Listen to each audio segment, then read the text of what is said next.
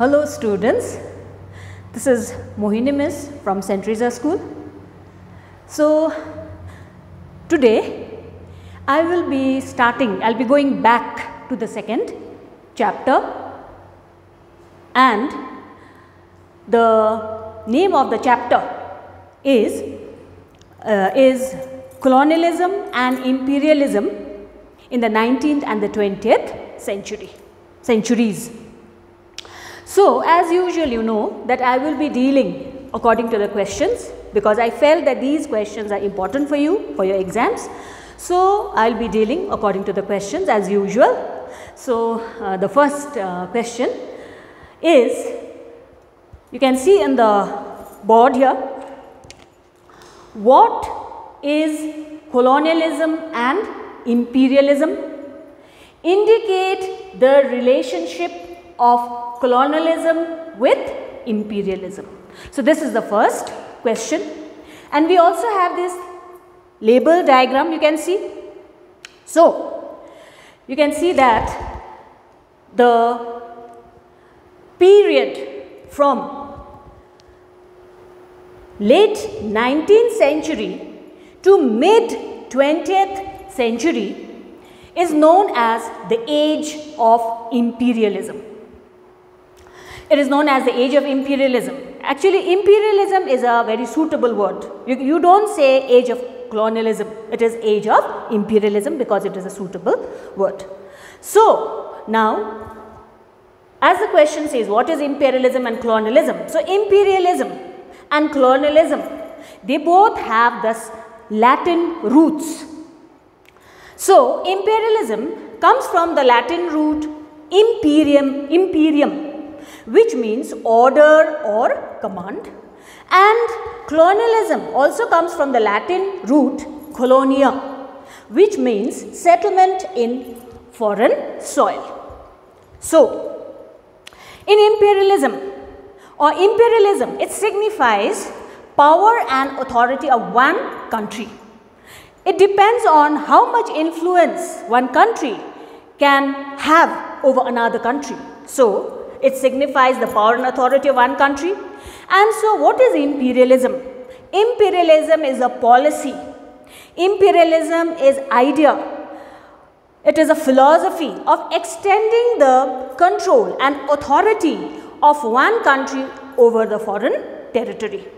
So this is the definition of imperialism. So it is a policy. Whereas you can see colonialism, what is it? It is the practice of subjugation and control of one country over another through conquest and settlement. That means you subjugate the people, you defeat the people of another country, you dominate, control over the people, and you dominate through conquest, through wars, and then you settle in that country. So that is known as, colonialism. And so now that is colonialism. So you can see the difference. Many people feel that colonialism and imperialism, they are the same, but it is not the same. There are relation between the two, but they are two different things. See, imperialism is a policy of extending control of one authority or one country, control and authority of one country over foreign territory, and colonialism is the practical implementation of the policy, the practical implementation of policy. When you bring this imperialism into practical shape, when you practice imperialism, then that practice of imperialism is known as colonialism. So this is about imperialism and colonialism. Now the second part of the question is indicate the relationship between the two. So regarding the relationship is that it is given here, the policy of imperialism leads to colonialism. That means what happens here is that if you want to start colonialism, then you have to start colonialism through imperialism. It is imperialist act that helps us to follow the policy of colonialism. Imperialist act helps to engage in colonialism. So that is one relation. You can see there is the mode of operation is the same. So that is one relation. So imperialism, it leads to colonialism because imperialist act leads to colonialism. And number two is that the imperialist country, also known as the mother country, establishes control over colony through exploitation. So the imperialist country, they control the colony.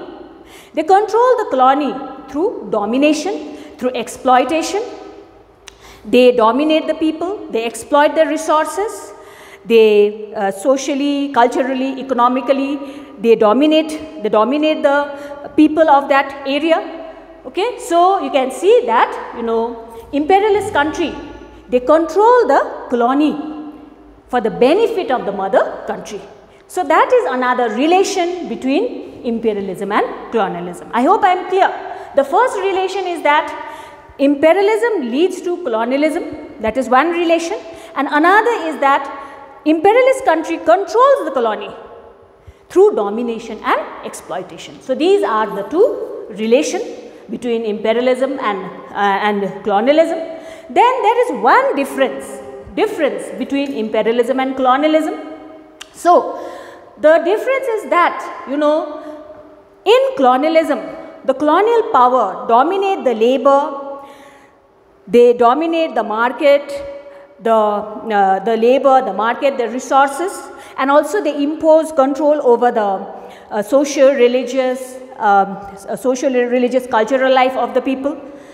And here the domination is not very intense, it is not very serious. But in imperialism, the domination of imperialist power on the colony is intense. That means it is more, the domination is more in imperialism than in colonialism. So that is one difference. And it is because of, because especially of, industrial revolution, that there are many causes that led to imperialism, that leads to imperialism.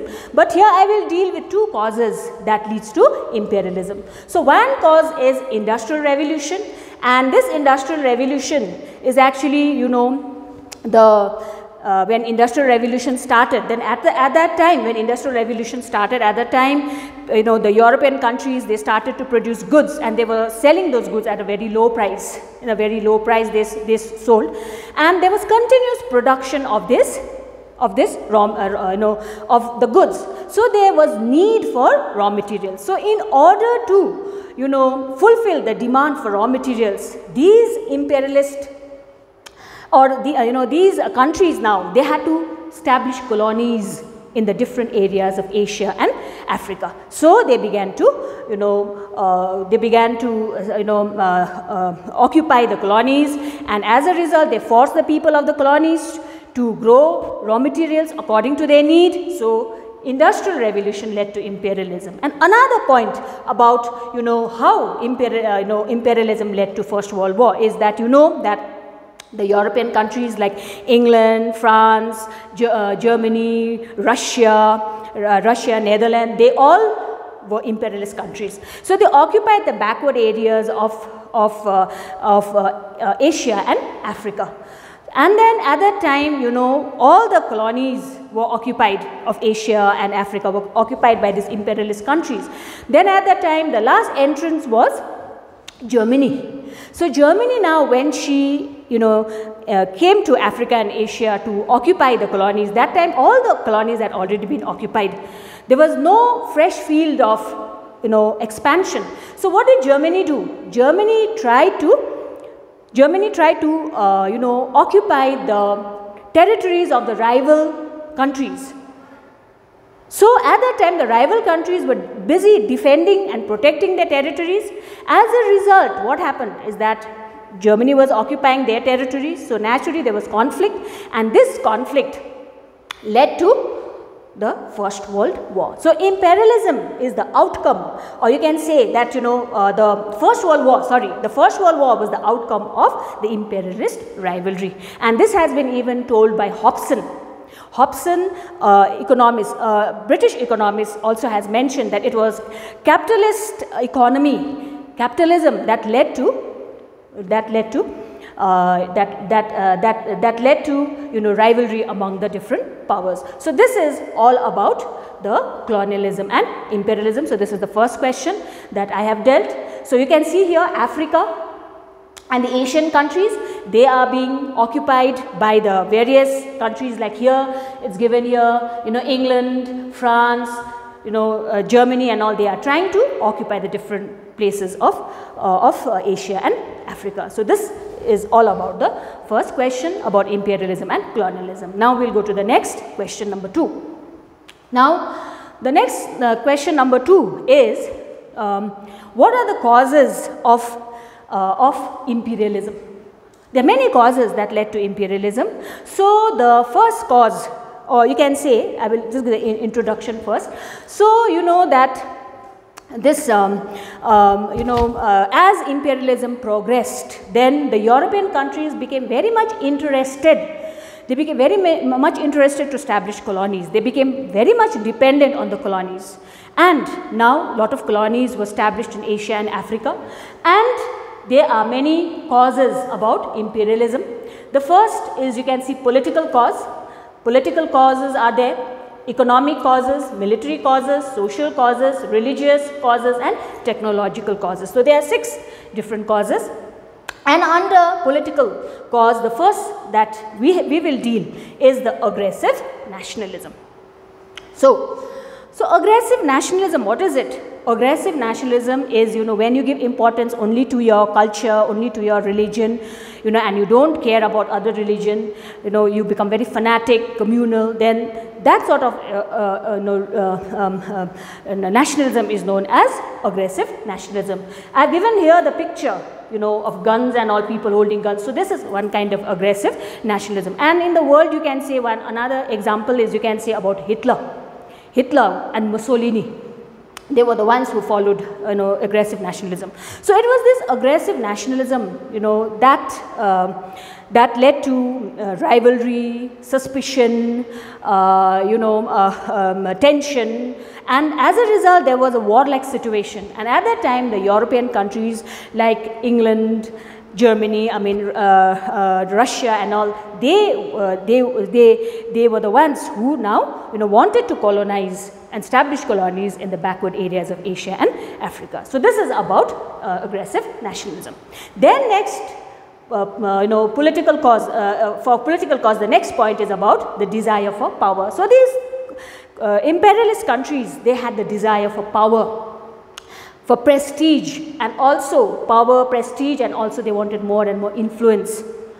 And not only within their own country, but even outside, internationally, they wanted power. They were hungry for power, influence and prestige. So that is about the desire for power. So all these 2 points come under political causes. Now the next is the economic causes. So here, in the end of the 18th century, you know, lots of industries were established, and at that time when lots of industries began to be established, then the Europeans, now they began to produce lots of goods. Lots of goods were produced by them, these Europeans, and now, you know, after supplying to the mother country, whatever excess they had, they wanted to sell this in the colonies. They wanted markets. So now the next cause is market for selling goods. So they looked for market, and the market were the colonies. So that is number 2.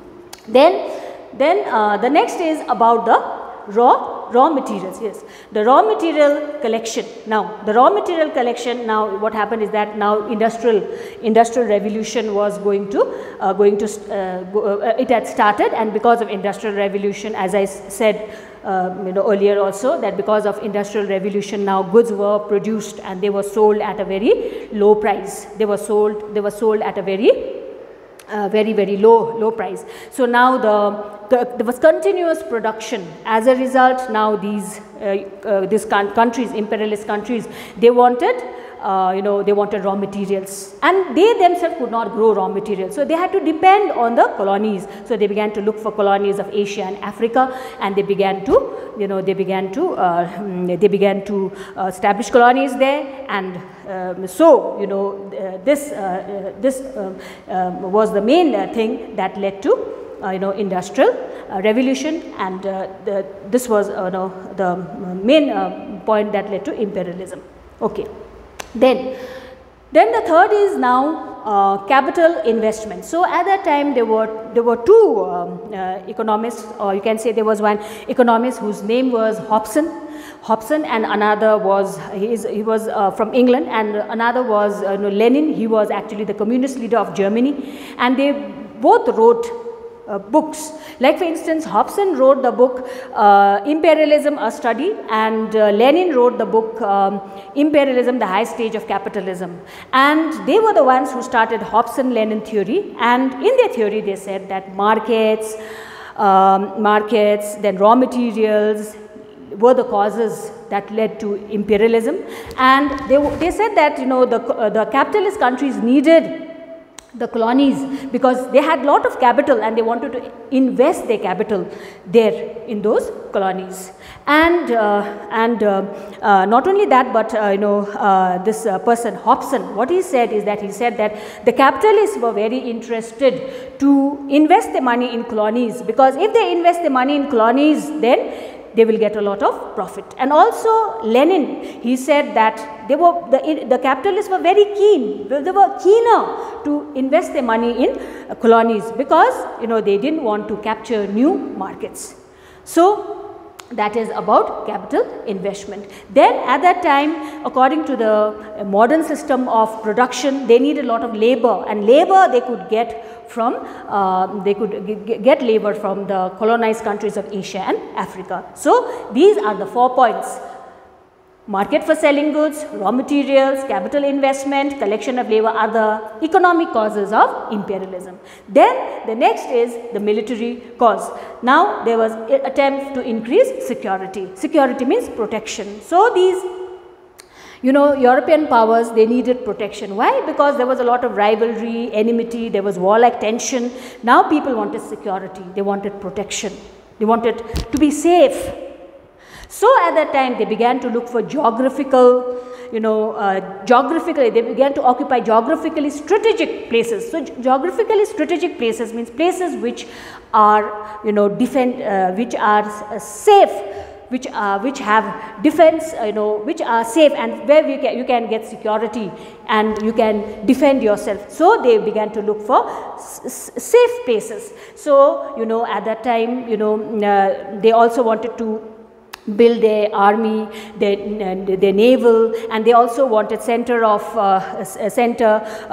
for commercial activities, and also not only center for commercial activities, but they also they wanted a place where they could invest. So as a result, for security they began to colonize various places, and England colonized Gibraltar and Cyprus. Not for economic reasons, but for security point of view, for protection. England occupied these places, 2 places, Cyprus and Gibraltar. So this is one military cause, and another is rise in military prestige. Now the European countries wanted they wanted military power, they wanted political supremacy. Supremacy also means power, and at that time it is said that Italy occupied Libya just to increase her national prestige, to increase her pride, national pride. Italy occupied Libya. So these 2 points come under the military cause. Now the next is about social cause, and here social cause we have 2 causes. One is rise in population. So in the 19th century, end of the 19th century, population began to rise in the European countries. So the mother country had to accommodate, they had to fit all the people because of rise of population. And at that time now, this mother country, it was difficult for them to accommodate so many people. So that is why they began to explore and they began to look for colonies. And at that time, one Chancellor Hitler was the person who followed the theory of Lebensraum. Lebensraum, I will write here. Lebensraum means living space. Lebensraum. Lebensraum means living space. He wanted living space for the Germans, because he considered the Germans to be master race. That is why that theory is known as Herrenvolk theory. Herrenvolk. Herrenvolk theory, and this Herrenvolk theory, they believe in master race. Master race means that the Germans are Aryans, they have pure blood, and so they need Livingstone, they need space. That is why he tried to follow imperialism, and he tried to make space for the Germans, and that is why he tried to occupy the Eastern Europe. So this is about, you know, about the rise of population. Now the spread of civilization. So spread of civilization here is that, you know, there is a theory, and it is known as the white man's burden. So what is this white man's burden? White man's burden is that it was believed at that time, the white people, the whites, they have the duty of civilizing the backward people of Asia and Africa. So the duty of civilizing the backward people, the savage people of Asia and Africa, that duty was given to the whites. So that is why it is known as the white man's burden. So you can see here the picture. The picture, this is a white man, this is also a white man, and he is, you know, it is just you know, cartoon. So it is, you know, showed here. He is carrying the blacks. He is carrying the people of Asia and Africa, you know, because he is carrying the burden. Now he has to, his duty is to civilize these people. Okay, so that theory is known as the white man's burden, and it was started by a very famous Frenchman whose name was Jules Ferry. Jules Ferry was the person who propagated this the white man's burden, and this theory was supported by a famous writer whose name was Rudyard Kipling. So Rudyard Kipling was the person who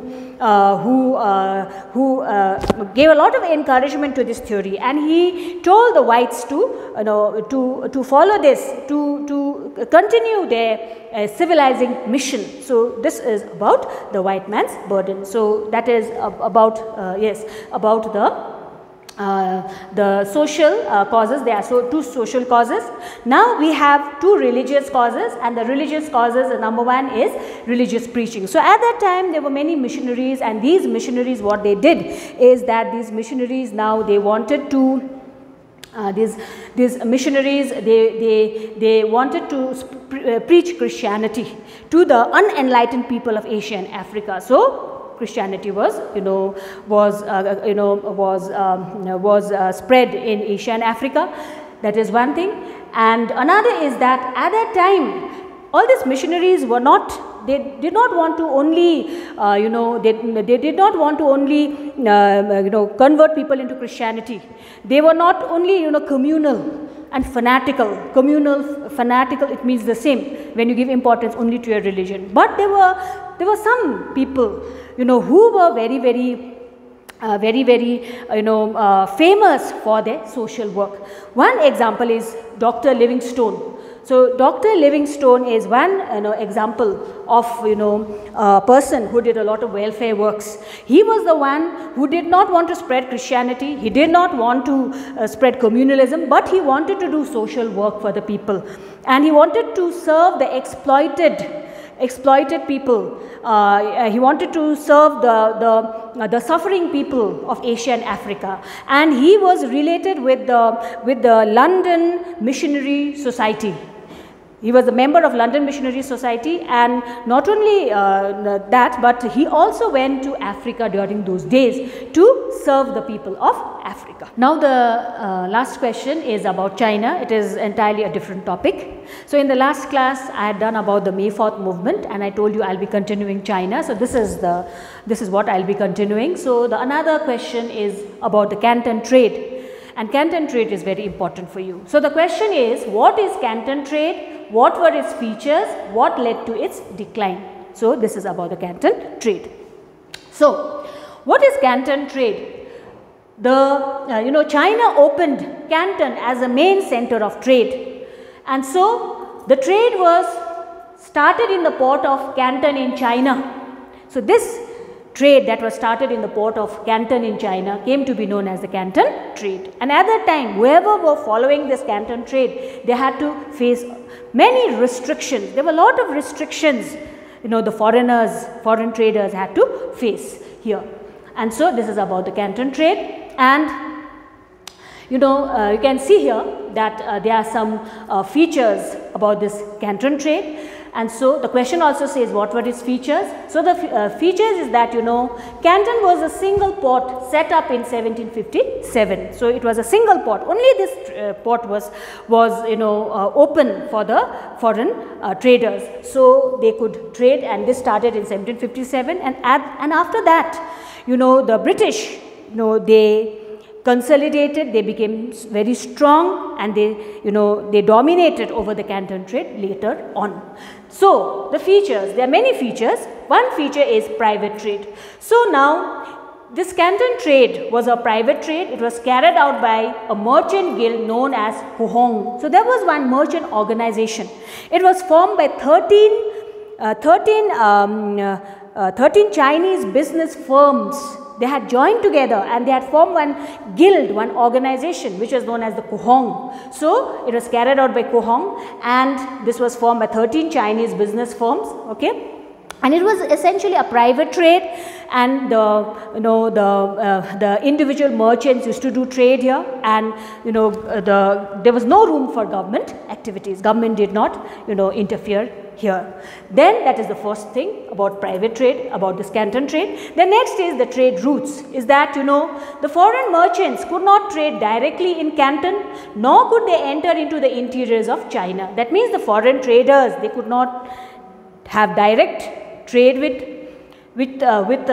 China, nor could they enter into any part of China. And the Kohong, they had the full authority, and the Chinese government also supported the Kohong. And they were the ones, the Kohong were the ones who, you know, used to deal with the foreign traders. And the foreign traders, they could not trade with any other merchants. They had to trade only with the Kohong. And so they could not sell their goods at a low price, because they had to give bribes, they had to, you know, give some money, gifts to the Kohong. So that is why, you know, the Kohong were very powerful. So this is, you can see the picture here, this is the Canton, and Canton's, is the old name. The new name is called Guangzhou. Guangzhou, Guangzhou. Guangzhou is the new name of Canton. Today it is not known as Canton, it is known as Guangzhou. Okay, then, so this is about the second feature. Now the next feature is that these Kohong, they were very, very corrupt. They enjoyed the monopoly means privilege in doing business. Okay, and they were very corrupt, and they used to give bribes, they used to give, money and all to the government officials, to the lawyers, to the tax officials. Okay, and they used to conduct the business on behalf of the foreign merchants with the Chinese government. Okay, if the foreign merchants want to have business, then the foreign merchants had to deal with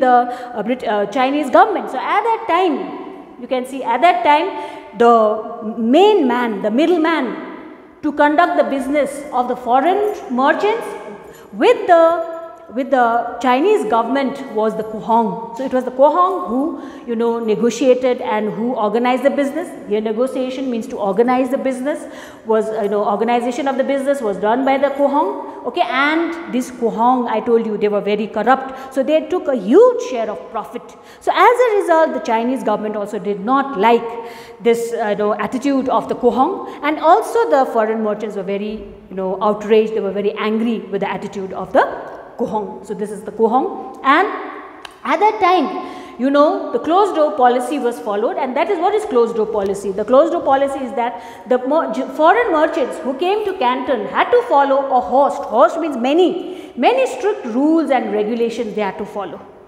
And these rules and regulations were laid down by the Chinese government. So what are the rules and regulations? I will tell you. The rules and regulations that the foreign merchants had to follow is that, whoever came to trade in Canton, those foreign merchants, they were not allowed to, they had to keep a distance with the local people. That means they could not mix with the local people.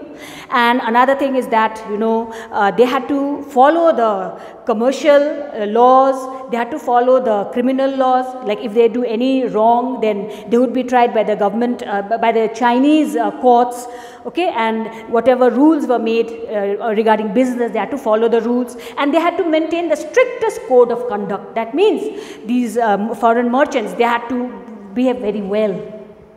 They had to behave very well. The behavior had to be very good, and they could not. Another point is that they could not bring women into Canton, and also firearms were not allowed, and women also were not appointed for any kind of work, and also. When the business was about to end, at the end of the trading season, what the foreign merchants had to do is now they had to go back, leave the settlement, and they had to go back to their country. And there is one more point that has not been mentioned. There is one more fifth point, and fifth point is that this foreign merchants, they could not enter into Canton, and they could not enter into Canton, and also they could not enter into the main gates of Canton, and they had to live in a settlement outside the main city, and their family could not be brought even to that settlement. The family had to be kept in Macau. So these are the 5. One point is missing here. So these are the 5 features of the Canton system of trade. So these all are the features.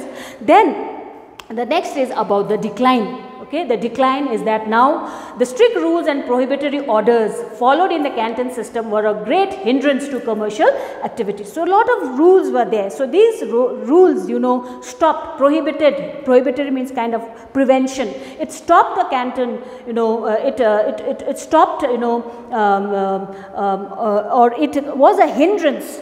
Okay, it was a kind of a hindrance, it was a kind of an obstacle to carry on the commercial activities, to carry on the business. And so there are 3 points regarding the decline. You can see why this Canton trade declined. The first reason why it declined is because the Chinese government, they gave threats to close down the trade, and the Chinese were not willing to adapt to any liberal or to any equal rights. They were not willing to give equal rights to the foreign traders, and they threatened to close down all the commercial centers. They terrorized the people. They frightened the people, saying that they will close down the commercial activities. So that way, that was one reason for the decline. And another is that 3 envoys. Envoys are messengers. Messengers in Nepali we say dut. So 3 messengers were sent, and all the messengers failed. The first messenger was Charles Cathcart. In 1789, Charles Cathcart was sent, okay, in 1789, and he came, but he died before he reached Canton. So his mission was a failure. Then after that, George Macartney came in 1793. His mission also failed. Then the third mission was Lord Amherst. In 1816 he came, and so all these 3 missions failed. So now England felt, this mission was sent by England. So England felt that now they have to apply force.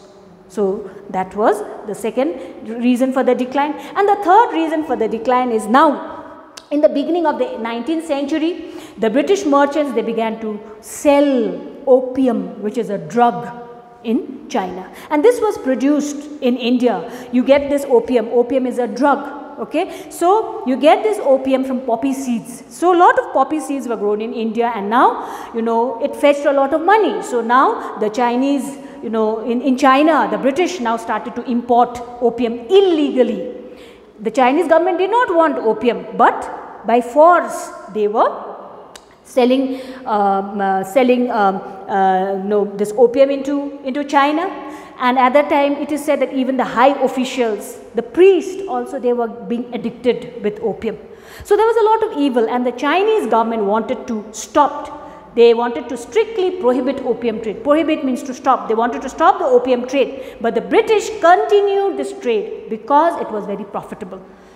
You know, these are like heroines, you know, brown sugar and all that. You know the price, that is very, very expensive. So that way, you know, the British were making a lot of money, but you know, the Chinese wanted to stop, but they were not able to. They were not able to stop. So as a result, the first Opium War took place in 1839 to 1842. So the Opium War took place, and now, you know, the Canton Trade declined, and you know, the Chinese had to open, you know, other ports to the foreigners. So this is all about the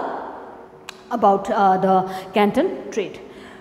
So I talked just now about Kohong, no? So Kohong is a merchant guild. It is organization, a guild organization, you know, of 13 business firms. So this is the picture of Kohong, you can see.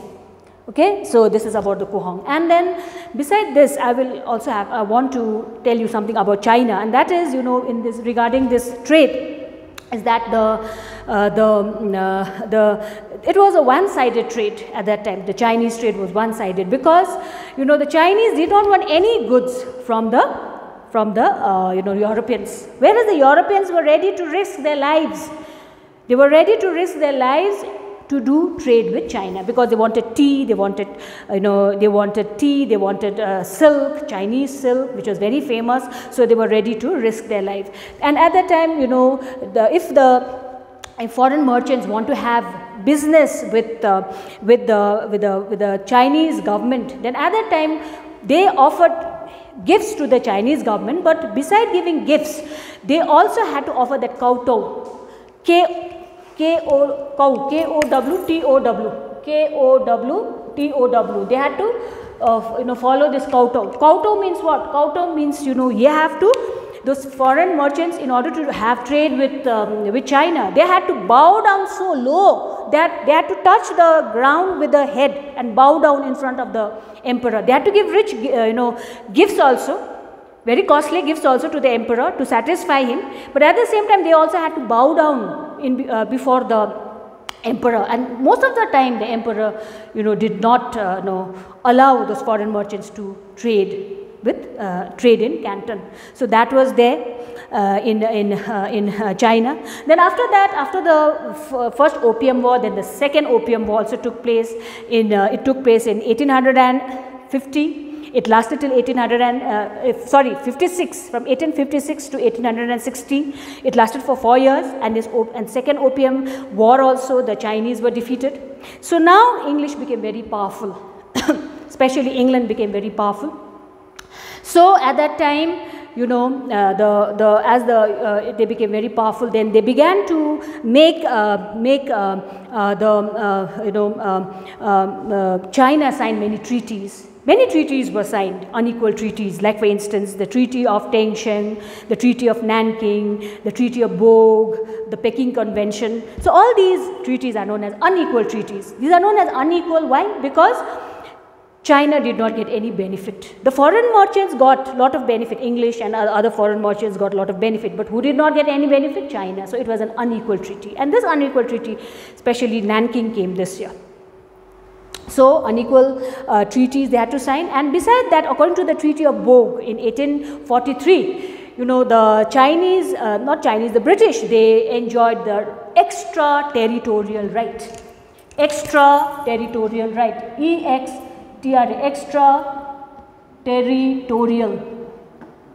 Extraterritorial right. So what is this extraterritorial right? Extraterritorial right means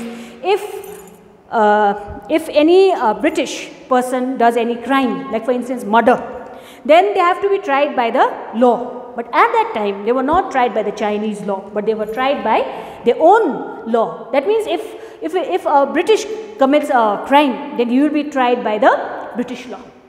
If French commits a crime, then French will be tried by the French law. So that way, you know, what happened is that they were mostly acquitted, they were free, they were not punished. So this right which were enjoyed by the foreign powers were known as extraterritorial rights. So this was another thing that was there at that time. And beside that, you know, in China, one very important rebellion took place, and that is known as the Boxer Rebellion. Box, you know, boxing. So, you know, here it was called Boxer. It started in the year 1900 and it was called Boxer Rebellion because people gave importance to fist. This is my fist. So, they gave importance to fist and they were very fist and they were very, very good in boxing. So, harmonious feast or righteousness of and harmonious feast were given important. Fists were given important. That is why it is known as the Boxer Rebellion, which took place in 1900. Then after that there was a Taiping Rebellion in China and it took place in 1850. It lasted till 1864 and this was a revolt against the Qing dynasty. There were dynasty known as Qing, like the Manchu dynasty. They were the Qing dynasty and it was a religious movement and it lasted for, it was a civil war and it lasted for 14 years and it is said that about 2 crores of people were killed or they died in this Taiping Rebellion. And the members of the Taiping Rebellion, they used to have, long hair. And actually in China, they had to tie the hair. They had to make plaits, and they had to make but the members, they didn't want to tie their hair. They used to leave it open and they used to, those people were known as the people who, they were the ones who fought this Taiping Rebellion. And Taiping means great peace. So, they wanted peace. That is why this rebellion took place. Okay. Then another thing is that at that time, that spice was very, very valuable because spice you get in India, you don't get in foreign countries. In western countries you don't get spice. So, at that time spice, like what is spice? Spice we say masala, like for instance jeera, dhania, ginger, garlic, and also you can say turmeric, hardi, dhania, jeera, all these are known as spice. So, at that time, this marich, they are known as black pepper. So, black pepper was so expensive. It was so expensive that it was sold at the value of gold. So, that is why black pepper corns, okay, I have written only black pepper. Black pepper corns were known as black gold. They were known as black gold because it was sold in the price of gold. And so, this is about the thing. And next slide. So, here another thing about China is about the open door policy. And in this open door policy, you can see that it was actually, what is open door policy? It is, open door policy is a policy between China, US, Japan and several European powers that stated each of those countries should have equal access to Chinese trade. That means these countries wanted to trade with China. Okay, they wanted trade, other countries also. They wanted to trade in China. They wanted equal rights to trade. They wanted the ports to be opened for the European countries, and this is known as the open door policy. And it was John Hay who started this open door policy, and it was started in 1899 by the US Secretary of State John Hay, and this open policy lasted till 1949 when the Chinese Civil War ended. So, this is about the open door policy. You can see the picture, this person is holding the key. So, now the ports in China were opened after this. Okay, so this is about the open door policy. Then another thing is about the sphere of influence. What is sphere of influence? Sphere of influence is given here, a territorial area in which the political influence or the interest of one nation is held to be more or less paramount. Paramount means to become powerful. So, here sphere of influence means a particular area where foreign powers can hold military, cultural and also economic influence. Wherever the foreign power has influence, that place is known as the sphere of influence. Okay. Then the last question is about what is cutting of Chinese melon. So, the answer is the policy of establishing spheres of influence was nothing but a thinly veiled attempt at partitioning the Chinese empire. So, thinly veiled attempt, what does veil means? Veil means something you try to cover, you try to hide. So, it was the sphere of influence was actually a policy to hide, the main aim of the Western powers to partition China. They wanted to partition China. So, cutting of Chinese melon means process of division of China by the Western powers. So, China was like a watermelon. You have seen watermelon, isn't it? So, China was like a watermelon, and what did the European powers do? They cut, watermelon. They cut China into different parts, into small parts, and they divided it into the European countries. You can see the picture here. This is China. Okay, it is like a melon, and they are with knives. You can see it. These are knives. With knives, they are cutting that melon. They are cutting China, and they are dividing it into among the different European powers. So, this is about the cutting of Chinese melon. So, with this, I think is enough for China. So this is the 3 questions that I have discussed just now. We still have, one will have in the next time we'll have another class, and with that I will be able to complete the 2nd chapter. So, these are the 3 questions, and all 3 questions I have seen in the past papers, and I have taken out these questions, and also I have given the answers. I hope you will take the trouble of flipping over, so that it will be easy for you. So, I think with this I will end my class. See you in the next class. Have a good day, children. Thank you so much.